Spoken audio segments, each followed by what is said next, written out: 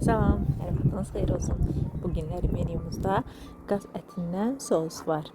O sos ki, hər kəs yeyib evdə bəhbəhlə dadından doya bilməyəcəyi sosdur. Videonun sonuna dək izlədikdə sosun dadlı sirrini sizlərlə bölüşəcəm. İlk öncə qazana kub şəklində doğranmış soğanları əlavə edirik. Daha sonra üzerine bir yemek kaşığı duru yağ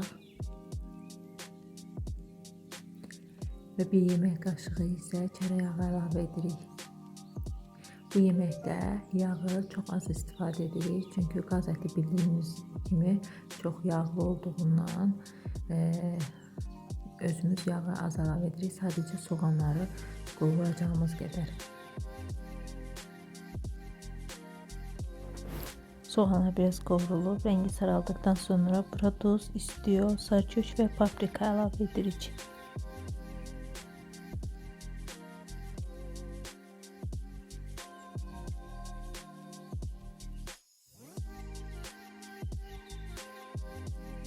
Sosun əsas püf nöqtələrindən biri də odur ki, ədviyyatları yağda qovururuq. Yəni suyunu əlavə etmirik. Soğanla bir yerdə yağda qovururuq. Belə olduğu halda sos daha dadlı və daha tamlı olur. Daha sonra isə bura öncədən qaynatdığımız ətləri əlavə edirik. Ətlər hardasa 1 saat öncədən bişirilmişdir suda.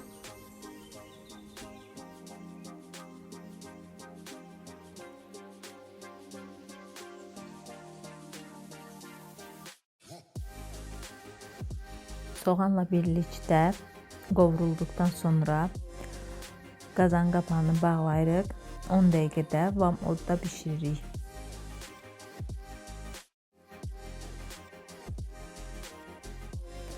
Qaz ətinin öz dadını itirməmək üçün, öz dadını saxlamaq üçün 10 dəqiqə ağzı bağlı şəkildə qazanda bişiririk. Daha sonra isə bura öz bulyonundan əlavə edirik. Hardasa 3 stəkan öz bulyonundan əlavə edib və yenidən bişiririk. Bir sirri də sizinlə bölüşmək istəyirəm ki, qaz ətinin çox dadlı olması üçün ona əlavə tomat və yaxud da pomidor sosu əlavə olunmur. Belə olduğu halda qaz ətinin öz dadı, öz tamı yerində qalır.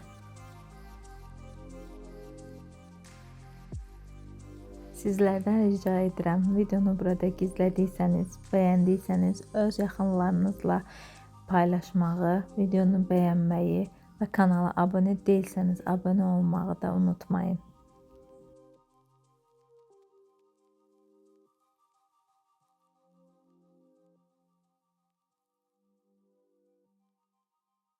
Videodan da göründüğü kimi sosa az yağ əlavə etdiyimizə baxmayaraq sos çox yağlıdır. Çünkü ətin bulyonu yağlı olur. Qaz əti yağlı bir ət olduğu üçün bulyonu da çox yağlı olur. Ona görə biz bura ətin öz dadını saxlamaq üçün yağ əlavə etmirik.